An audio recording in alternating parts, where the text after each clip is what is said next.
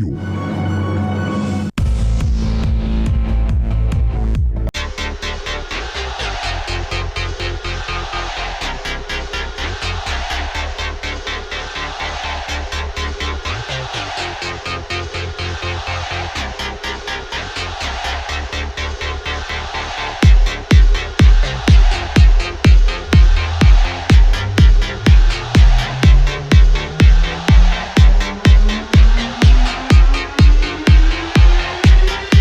Avril 2024, très chers téléspectateurs, salut et bienvenue dans cette émission H Sport Plus sur les antennes d'Héros Télévision. Aujourd'hui, vous le savez très bien, le tout-puissant Mazembe sera reçu à Luanda. Je vais arriver par la formation des Petro. Une rencontre comptant, n'est-ce pas, pour la phase des quarts de finale retour. Le tout-puissant Mazembe qui a enregistré un match nul à Lubumbashi, qui est donc obligé au fait de remporter cette rencontre, soit de faire un match nul avec but.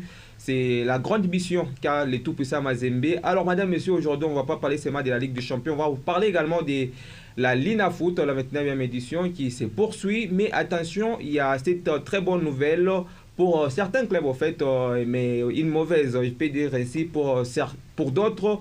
Parce qu'on a publié, et les jeudis derniers, on a publié les calendriers de la phase des play-down dans laquelle une équipe délicatée va prendre également part. C'est l'US Panda B52. Alors, le décor est déjà planté. On va essayer de parler également du karaté do, d'entendre une des karaté do délicatée d'un moment à l'autre. Alors, sur ces plateaux, je ne suis pas seul avec les spécialistes à la matière. On va essayer de creuser profond sur différents sujets qui deviennent à peine de vous donner. Alors, Jusqu'à Mukazo, habitué de cette émission, est avec nous. Bonjour et bienvenue. Bonjour Élisée Chibanda, on salue aussi les très chers téléspectateurs de la chaîne de la grande visibilité. Monsieur Joseph Moukadi, c'est ça? Oui, voilà, c'est vous ça. allez bien et surtout bonjour et bienvenue dans... Bonjour à vous, bonjour également à toutes ces personnes qui nous regardent sur cette télévision. Vous allez bien? Oui, ça va. Pour une première, vous êtes dans cette émission. Déjà, on va commencer par vous. On va commencer par vous et surtout, vous le savez très bien, la Lina Foot qui a justement publié la liste, je vais dire les calendriers de la phase des play-down. Inattendu? Non, c'est tout à fait normal. Il fallait qu'on puisse organiser une compétition pour la montée ainsi que la descente. Il s'est fait que au niveau de la phase des playoffs, nous avons ces programmes. Il fallait nécessairement qu'on puisse trouver un moyen pour permettre aux équipes qui doivent continuer au niveau de la Ligue nationale de football en Ligue 1 et des équipes in ipso facto qui devaient aussi descendre en Ligue 2. Je me dis, c'est une bonne chose, bien que nous savons depuis un certain temps ici chez nous, en République démocratique du Congo, lorsque une compétition commence, ne parvient pas à terminer jusqu'à sa fin.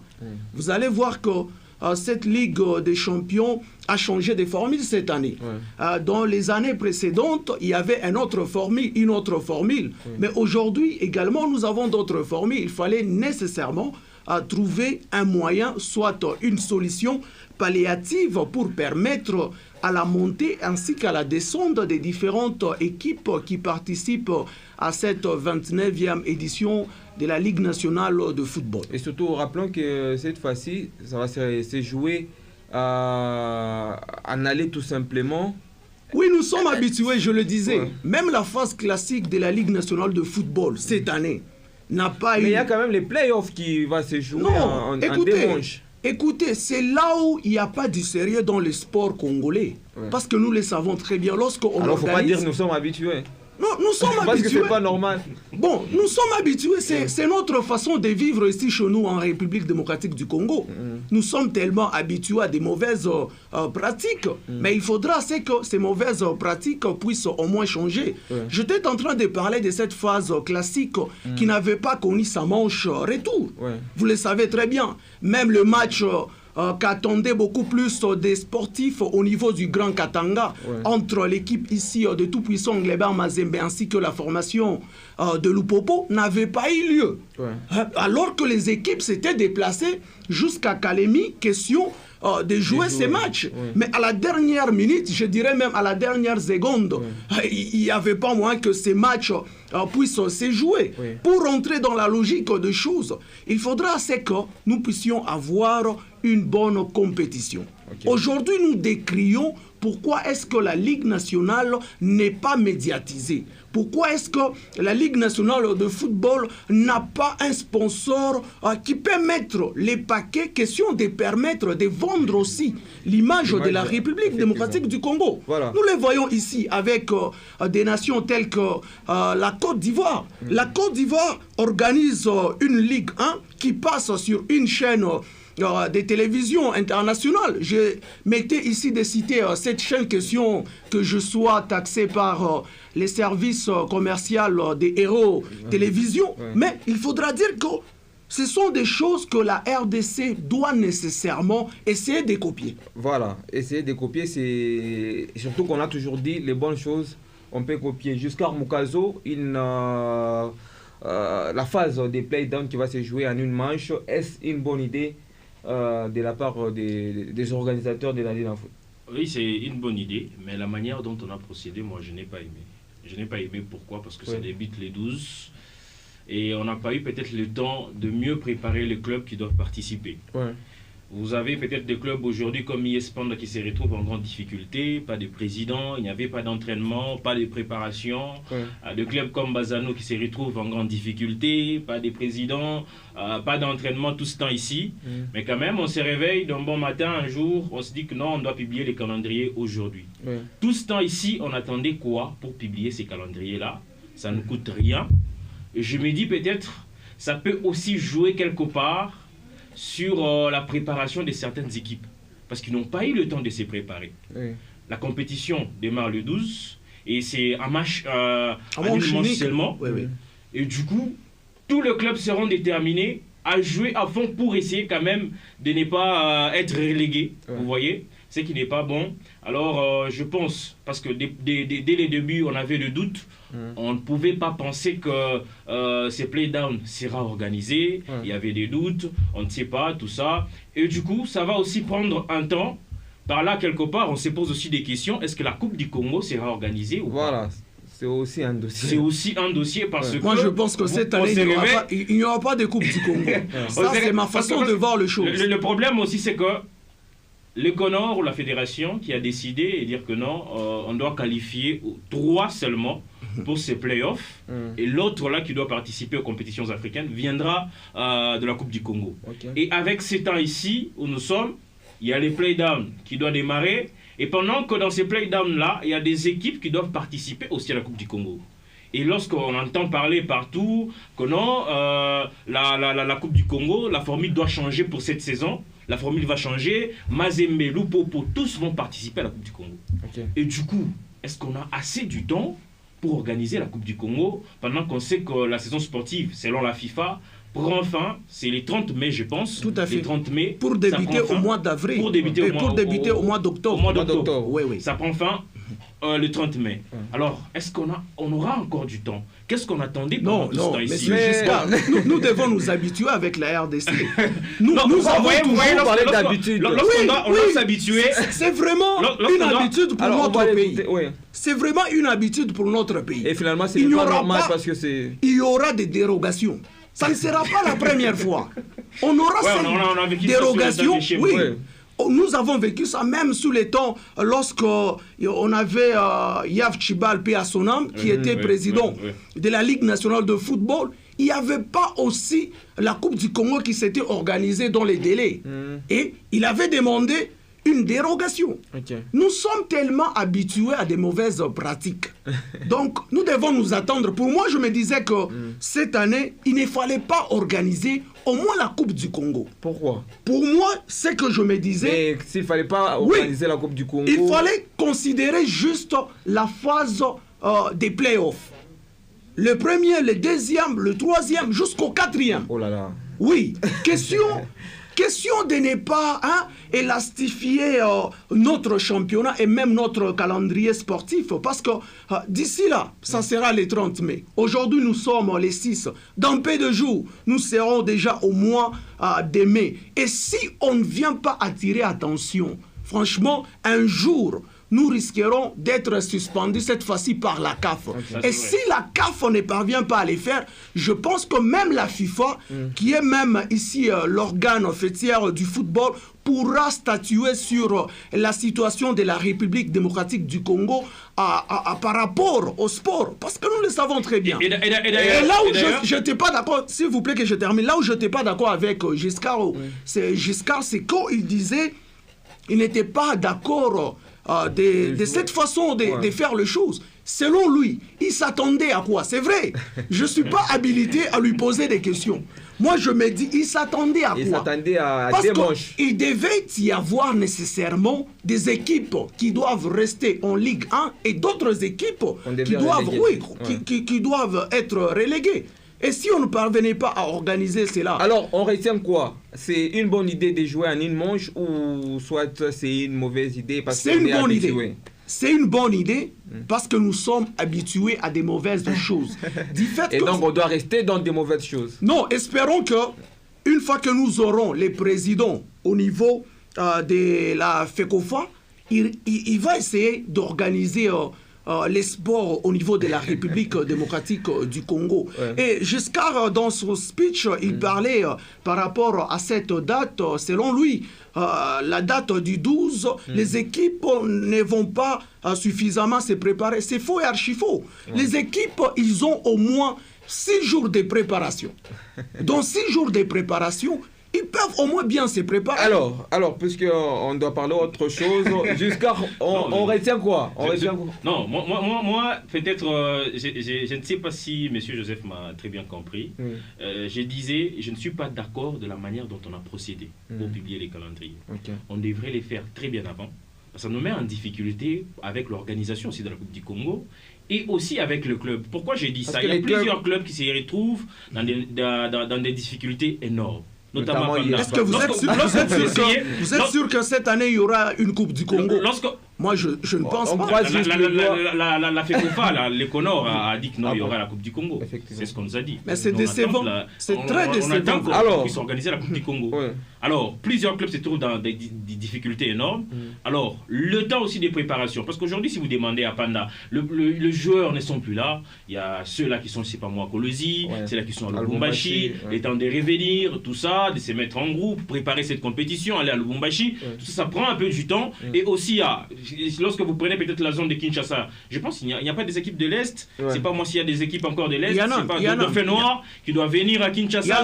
Tout ça, ça prend du temps. Il y a Kouya. Donc ça prend du temps et ça, on ne peut pas les faire peut-être aujourd'hui. On se réveille, on prend le billet d'avion comme si peut-être on avait déjà notre jet privé, tout ça préparé et on doit venir à l'aéroport de Njili pour installer notre quiche à Kinshasa. Ça ne peut pas se faire comme ça. Ça doit prendre quand même du temps. Alors, la IS Panda B52, l'équipe d'Elikassi, vous avez très bien souligné ces points.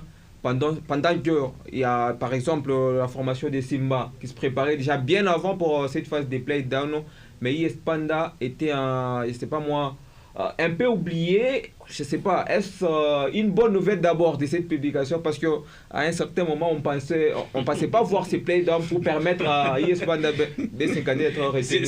C'était la prière de plusieurs et d'ailleurs même le joueur du club et qui pouvait prier pour dire que non, qu'il n'y ait pas organisation du play-down pour essayer quand même de rester en Ligue nationale de football, mais là ça ne sera plus le cas. C'est compliqué. Parce que ça se complique, les affaires se compliquent pour Panda qui n'a pas de président, tout n'est pas organisé, il n'y a plus d'entraîneur, Honoré Nkoulou qui est parti, donc vous voyez tout ça là, donc il y a un désordre total et à ce niveau, moi je ne pense pas voir Panda se maintenir en Ligue 1. Je ne vois pas Panda se maintenir à Ligue 1. Là, c'est comme si vous deveniez un prophète de malheur. Non, pas un prophète de malheur. Je l'ai dit en connaissance des causes parce que ce qui se passe avec Panda actuellement, la désorganisation qui est totale, il n'y a pas l'ordre, on n'organise rien. Et pendant tout ce temps ici, je ne sais pas, les comités qui est resté, les secrétaires, je ne sais pas moi, les vice-présidents, il y a d'autres joueurs, lorsque on partage avec certains, on vous dit non, je suis telle part, d'autres qui ont voyagé, je suis, je sais pas moi, à l'équipe, on ne sait pas tout ça, je ne sais pas.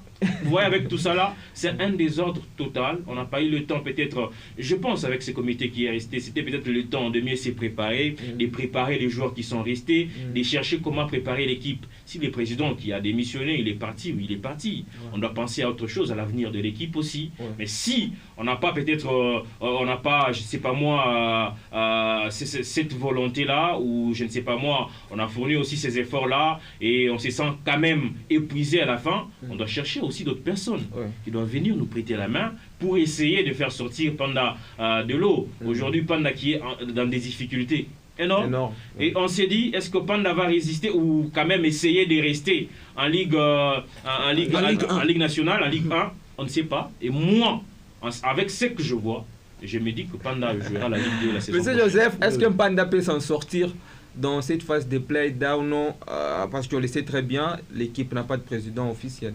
Oui, Panda est très mal parti, parce que nous l'avons très bien suivi par les billets des GSK, quand il était en train d'évoquer ici les équipes, les joueurs, voulais-je dire, sont en peine mêle. Donc, ils ne sont pas à l'internement. Cela fera à ce que Panda ne puisse pas bien aborder cette étape de la compétition. Et avec une équipe qui n'a pas de président, une équipe qui n'a pas d'entraîneur, ça sera tellement difficile que l'équipe d'Mpanda puisse au moins s'en sortir. En tant que Jadovillois, nous avons juste besoin de voir cette équipe d'Mpanda rester au niveau de la Ligue 1. Par quel moyen, au fait? Bon, par tous les moyens. Tous les moyens sont bons. Tous les moyens sont bons. Kempanda essaie seulement d'appeler tous ces joueurs, essayer de les conscientiser. Aujourd'hui, au niveau de la République, on parvenait aussi de parler de cette ville de Likasi. Dans le sport, c'est grâce à Mpanda. Grâce à Mpanda, nous avons vu des grandes équipes défiler ici chez nous, à Likasi. C'est une fierté. Le football ne doit pas être seulement à Lubumbashi ou soit à Kinshasa ou à Kolwezi. Mais aujourd'hui, avec Mpanda, nous étions habitués de voir des grandes formations entre guillemets de la République démocratique du Congo poser ses valises au niveau de la République, au niveau, pardon, de la ville de Likasi. Ce qui est vrai est que le moyen cause problème au niveau de l'IS Mpanda. Il y avait là le président Kalonji qui essayait juste de se débrouiller avec ses propres moyens. Après un temps, il a regardé que c'était un poids de plus, qu'il fallait abandonner cette formation sans même pour autant terminer son mandat. Vous voyez ce qu'il a fait? Il a juste démissionné. C'est comme qui dirais-je, il a laissé l'équipe d'Mpanda à la rue. Il faudra à ce que nous puissions, nous en tant que sportifs et en tant que journalistes, remédier à cette situation. Il y a au moins une façon de relever l'équipe d'Mpanda au niveau de Likasi. Laquelle? On peut passer par des cotisations. C'est possible. Oh là là. On peut aller voir. Oui, on peut aller voir. Et vous pensez que ça va... C'est aussi, je pense, une idée.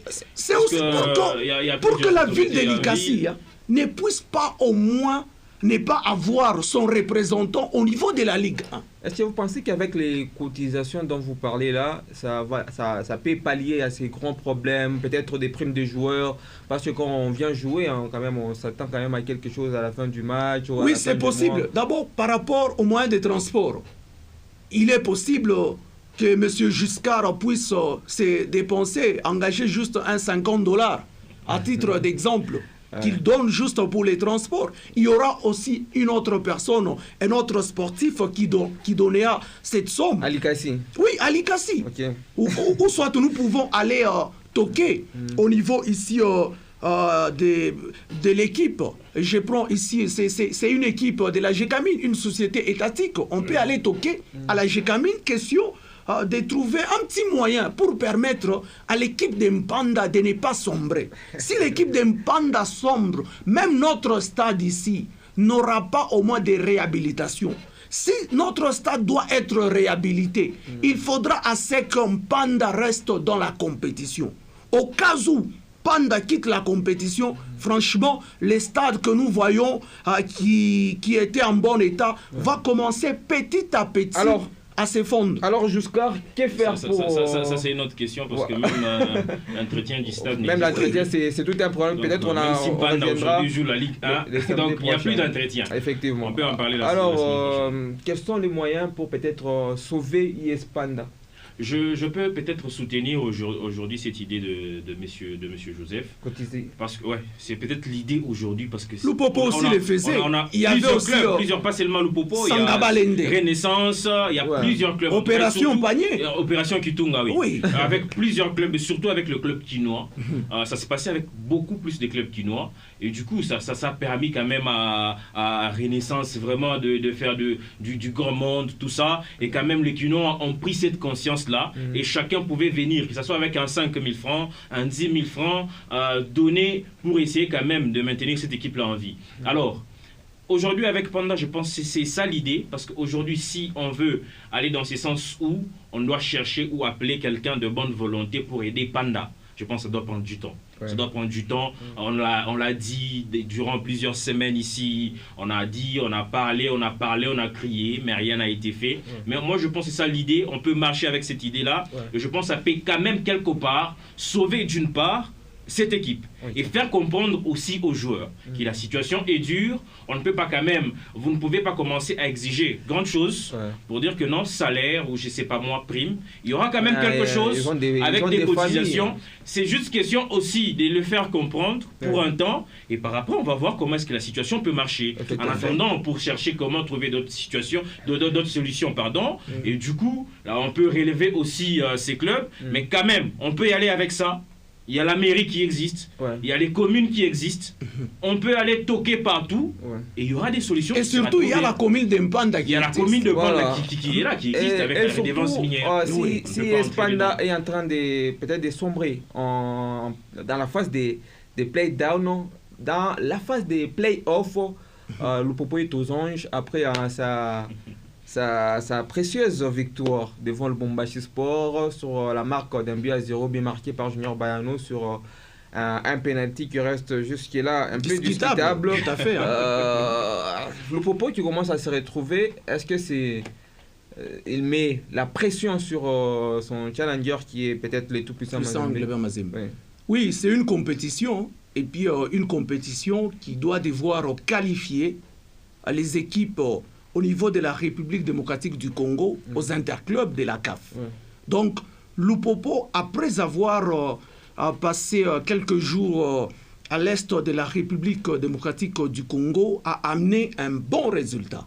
Mais arrivé devant sa bête noire, qui est ici la formation de Lubumbashi Sport, il faudra dire que Mazembe gagne facilement Lubumbashi Sport, mais Lupopo ne gagne pas facilement Lubumbashi Sport. Même lors de ces matchs, il fallait voir les minutes dans lesquelles l'équipe de Lupopo avait eu son penalty.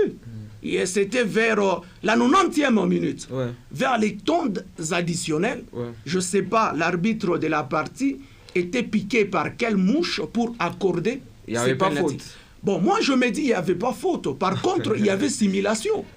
Normalement, le joueur Mika Miché devait obtenir un carton jaune parce qu'il était tombé de lui-même. On a favorisé Lupopo. Bon, dans ces matchs, personnellement, je juge que Lupopo a été... On a donné les points à Lupopo. On a donné le point à Lupopo.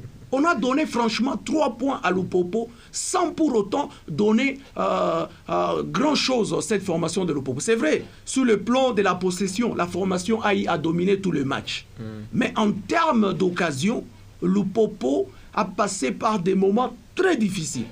Mais au finish, les arbitres, comme nous les connaissons déjà, je me rappelle d'un ancien arbitre au niveau de Lubumbashi, Bwanantuku, lui qui avait souvent l'habitude aussi d'officier le match entre Lupopo et Mazembe. Un jour, sa maison avait été vandalisée par les fanatiques. Ce sont des comportements qu'on n'encourage pas. Mais il faudra que les arbitres aussi puissent être conscients de leurs tâches. Des fois, je comprends. Ils touchent une petite somme, un petit rien. $35. 35 $.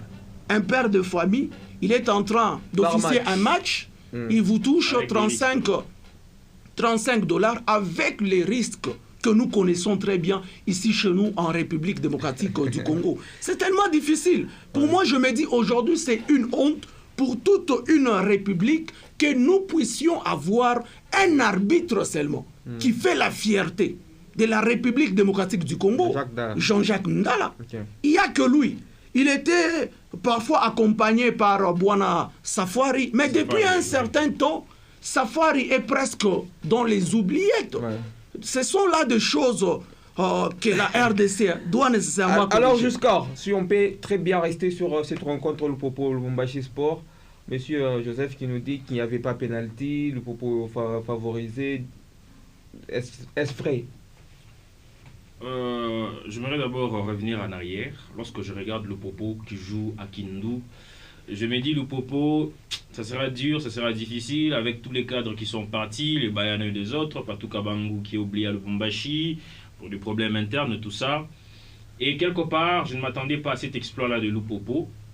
Et moi, je vais aller de notre côté en tout cas, où Magasuba qui change son système de jeu, on passe en 4-4-2, ça marche très bien pour Lupopo. On part à Goma avec le même 4-4-2, ça marche très bien pour Lupopo. On revient à Lubumbashi où ça change encore parce qu'il y a des internationaux qui sont revenus, les Bayanais et les autres qui sont des retours en club. Alors, on essaie quand même de changer un peu ces systèmes de jeu-là. Ça complique Lupopo. Lupopo ne s'en sort pas. Lupopo qui souffre pour gagner Lubumbashi Sport. Pour gagner Lubumbashi Sport. Comme toujours. Et c'est par ces pénaltys-là qui est quand même discutable. Je me réserve. Malheureusement, on n'a pas et du coup, on en a assez parlé sur ce problème d'arbitrage en RDC. On s'est dit, j'ai toujours dit, au début, on n'a pas eu ces temps-là de prendre ces arbitres-là avec des séminaires, tout ça. Il y a des règles, des lois qui évoluent dans l'arbitrage. Et peut-être aujourd'hui, seul Jean-Jacques Ndala qui peut quand même dire quelque chose et qui peut faire quelque chose parce que lui est là pour arbitrer des matchs internationaux, il est présent. Et pour les autres, quoi dire des autres? Il n'y a pas l'organisation. Les arbitres sont mal payés. 35 $ pour un papa, un parent, par match. Et quand c'est devant une équipe comme c'est face à cette équipe avec des matchs. C'est pas de dire que lorsque vous êtes mal payé, il faut nécessairement que vous puissiez mal faire aussi votre travail. Non, s'il vous plaît. Il y a des histoires qui se passent. Il y a aussi Jacques Ndala qui est mieux payé par la CAF. Mais ici chez nous, il vous touche combien? Il reçoit ces 35 $ là. Il fait bien son travail. Même s'il fait très bien son travail, c'est par reconnaissance pour dire que non, je suis passé par la Linafoot. C'est la Linafoot qui a fait de moi ce que je suis aujourd'hui. Mais quoi dire des autres? Parce qu'avant, ils étaient mieux payés, les 150 $, tout ça. Même si 150 $ quand même, c'est être mieux payé. Par rapport à aujourd'hui où on paye 35 $. On te donne 35 $, tu en perds des familles, avec des risques de stade, tout ça. Et pour ces messieurs-là qui doivent se retrouver, il y a des matchs qui se passent, des grands matchs, tout ça, qui ne se jouent pas seulement sur le terrain, qui peuvent se jouer aussi avant, où l'arbitre, on sait tout ça. On ne peut pas, se joue partout. Se joue partout, il y a la corruption, il y a tout ce qu'on sait, tout ça. Et un arbitre qui se retrouve, qui retrouve peut-être, je ne sais pas moi, 1000 $ sur table, 500 $ sur table, vous voulez quoi? Qu'il puisse laisser et aller officier très bien son match avec ces 35 $ dans la poche? Même pas. Même pas. Mais s'il est conscient, il prend l'argent et puis il fait bien son boulot. Il n'est pas seulement après match, il n'est pas seulement coté au niveau de la République. Il y aura des problèmes. Il y aura des problèmes. En Afrique, il est coté aussi au monde. Merci très cher messieurs. Et surtout, il y a des arbitres qui ne passent même pas à leur avenir.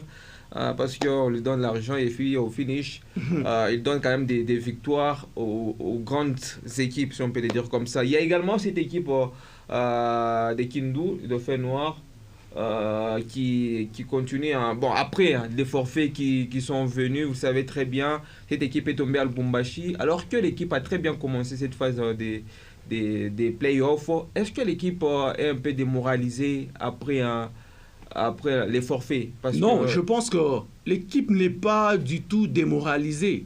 L'équipe n'a pas su au moins jouer et rester dans la même dynamique. Vous le savez très bien, c'est vrai. Ici, chez nous, des joueurs ne jouent pas beaucoup de matchs. Mais il s'est fait que le peu de matchs qu'ils jouent, il est tellement difficile qui puissent garder la même forme. Ouais. Il n'y a que des équipes, entre guillemets, grandes au niveau de la République démocratique du Congo qui essayent au moins de garder cet état de choses. Okay. Donc, Dauphin Noir avait bien commencé, pas seulement en cette phase des playoffs. Même lors de la phase classique, c'était une équipe des Dauphins Noirs qui jouait d'arrache-pied. Je me dis quelque part, si leur objectif était seulement de participer au niveau de la phase des playoffs, à ne pas aller en Afrique. Mais quand nous voyons cette équipe, lorsqu'elle recevait la formation de tout-puissant Glebert Mazembe là-bas à domicile, c'est une équipe des Dauphins Noirs qui avait donné beaucoup plus du boulot à l'équipe. La celle qui avait mis en échec. L'équipe de tout-puissant Glebert Mazembe. Mais aujourd'hui, avec le forfait, je me dis... ça n'a pas du tout démoralisé l'équipe des Dauphins Noirs. Mais il s'est fait que le coach et même le joueur n'ont pas su au moins garder le même dynamisme, question de permettre à cette équipe des Goma à des victoires. Alors, jusqu'à un mot par rapport à cette équipe des Dauphins Noirs qui est tombée devant le CS de Bosco. Je pense qu'ils ont reçu un coup en tout cas, parce que ils sont démoralisés. Ils sont démoralisés et aussi quand même, c'est pour cela qu'on a encore des sérieux problèmes chez nous. On a encore des sérieux problèmes, on doit encore beaucoup apprendre, et surtout avec des secrétaires de clubs qui nous font des histoires. Il a saboté quand même le travail fait par Guy Lussadissou. Comment est-ce que vous pouvez permettre qu'un joueur qui n'est pas éligible, que vous puissiez lui donner cette chance-là de l'aligner sur le terrain. Et aussi, quelque part, moi, c'est cette faute-là, je la partage beaucoup plus avec la fédération et aussi la Ligue nationale de football. Parce que ces joueurs-là n'ont pas joué seulement le match des Aigles du Congo, il a joué aussi d'autres matchs. Et pourquoi pas pendant ces temps-là? Parce que même ici au Stade Kikoula, on le voit très bien. Avant chaque match, on doit vérifier les licences de chaque joueur. On les vérifie. Il y a des commissaires au match. Les gens envoyés par la Ligue nationale de football, la fédération. Pourquoi est-ce qu'on n'est pas vérifié pendant tout ce temps-là? Et le mal, c'est que dans ces pays, c'est que même les gens de la fédération, même les gens de la Lina Foot collaborent avec certains dirigeants de clubs pour nuire aux autres. Parce que plusieurs joueurs qui jouent la Ligue nationale de football ne sont pas en règle, ne sont pas éligibles. Il y a toujours des dossiers qui sont en cours. Et lorsque peut-être on se retrouve affamé, on cherche où trouver de l'argent, on se dit non, on appelle tel. Non, Oyebino, joueur Wana, tel, vous avez joué avec telle équipe, il n'est pas en règle, il n'est pas éligible, tout ça. Vous pouvez faire entrer votre requête, tout ça là, on va voir ça après. Vous voyez tout ça là, ça détruit quand même et ça ternit l'image de notre football et ce n'est pas bien. Donc tout a une source et la source c'est la fédération et la Ligue nationale. Et voilà, parce qu'on va également parler de la Ligue des champions africaine, on est tout puissant Mazembe, la seule équipe qui représente la République démocratique du Congo qui va donc se produire ce soir à 18h devant Petro de Luanda jusqu'à Mukazo. Est-ce que les tout puissants Mazembe peut en tout cas relever ces grands défis, parce que vous savez très bien c'est pas facile d'aller s'imposer à l'extérieur et surtout devant une équipe qui vous a tenu un échec à la maison? Devant une équipe qui a tenu les tout-puissants Mazembe un échec à la maison, c'est un peu dur, mais ça reste encore ouvert pour les deux équipes. C'est dur pour Mazembe parce que cette équipe qui n'a pas encaissé, ça fait 7 matchs de Ligue des Champions que cette équipe n'a pas encaissé.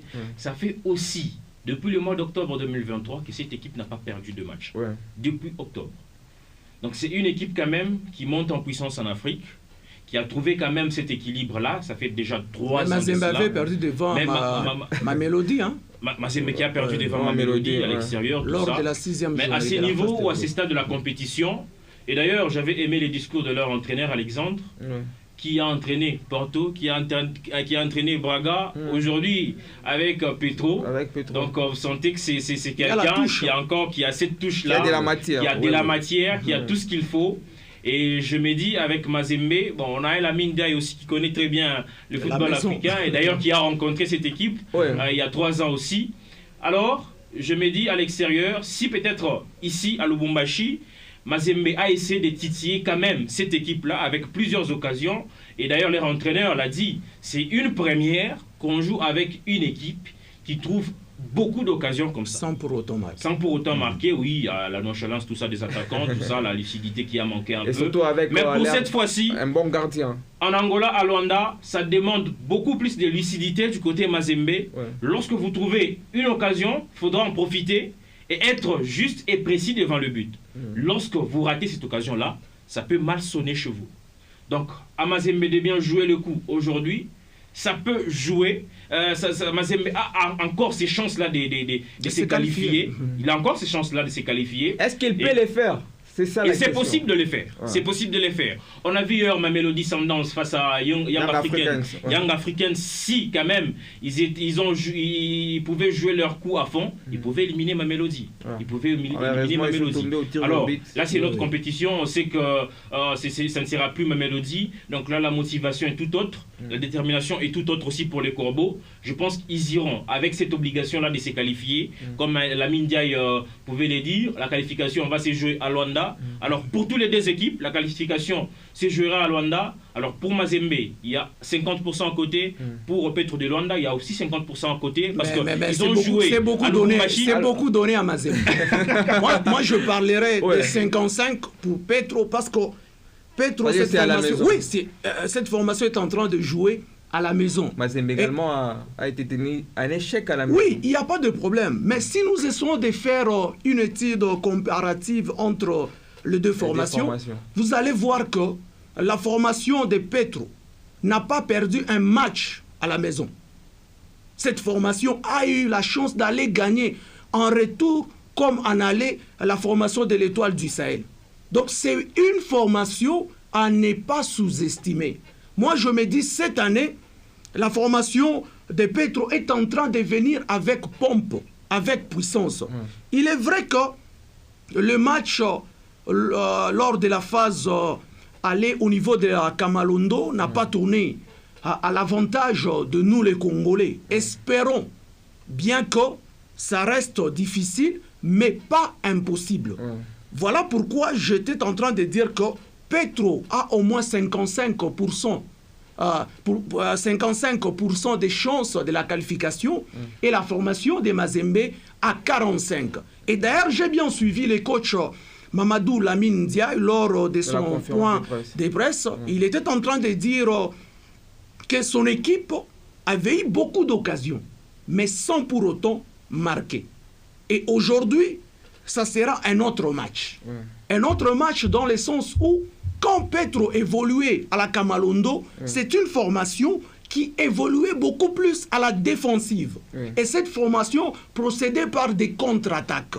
Et là, Mamadou Lamine Ndiaye s'est dit, lorsque Petro va évoluer à la maison, la formation angolaise va aussi ouvrir le jeu, ce qui va permettre à l'équipe de tout-puissant Glebert Mazembe de faire aussi son jeu. Mais depuis un certain temps, il est très difficile de voir une formation de tout-puissant Glebert Mazembe aller gagner à l'extérieur. Il est vraiment très difficile. Donc, ce sont là les petits détails à ne pas sous-estimer.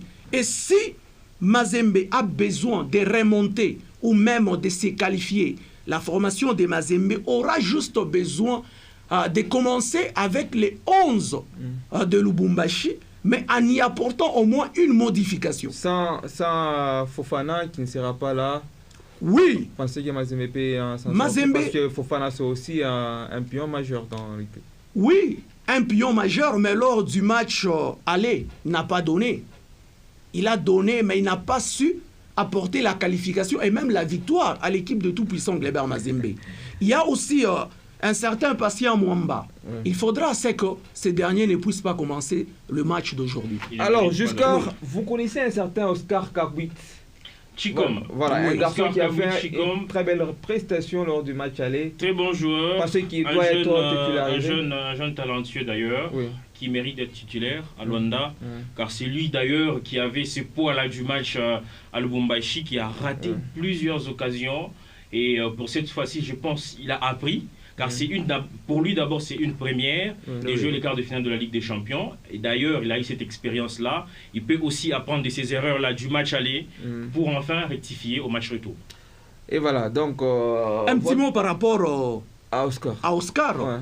C'est une jeune pépite de la formation de tout-puissant Glebert Mazembe. Ouais. Et je suis en train de voir en lui un certain trésor Mputu. Si et seulement si, oui, si et seulement si, il travaillait. Ouais. C'est vrai, dans ces matchs, il a beaucoup donné. Mais au finish, son équipe n'a pas su donner, gagner cette partie. Mais je suis en train de le voir au niveau de Luanda, ils vont encore mouiller le maillot davantage. Il est encore trop jeune. Il a commencé par KFA. Il est passé par Don Bosco et au finish, il se retrouve dans la formation de tout-puissant Anglebert Mazembe. Okay. À 18 ans, jouer aussi un grand match comme l'étape ici des quarts des finales pour un jeune de 18 ans qui n'a pas beaucoup joué dans l'équipe de tout-puissant Glebert Mazembe. Et d'ailleurs, c'était son 3e match. Alors, votre pronostic par rapport à cette rencontre? Bon, je suis en train de voir une séance... En tant qu'analyste. Oui, je suis en train de voir une séance des tirs au but. Ça, c'est ce que je suis en train de voir. Remporté par les Corbeaux. Bon, pas tellement par les Corbeaux, mais je vois au moins une qualification angolaise. Jusqu'à votre pronostic? Toutes les chances avec, parce qu'on veut voir Mazembe ici quand même en demi-finale. Là, il ne parle pas comme étant sportif. Non. Là, je comprends. Il parle en tant que Congolais. Non, pas en tant que Congolais. Je vous comprends. Là, vous parlez en tant que Congolais. En tant que Congolais, oui, on veut voir Mazembe aller continuer la compétition. Oui. Mais en tant qu'analyste, c'est un peu dur. C'est un peu dur parce qu'avec Petro de Luanda, cette équipe quand même qui n'a plus encaissé, qui n'a pas perdu de match, donc c'est dur pour Mazembe. Alors, il faudra beaucoup plus d'attention, beaucoup plus de... Et aussi un petit détail à ne pas... Pour essayer d'arriver. Un petit détail, je voulais juste ajouter...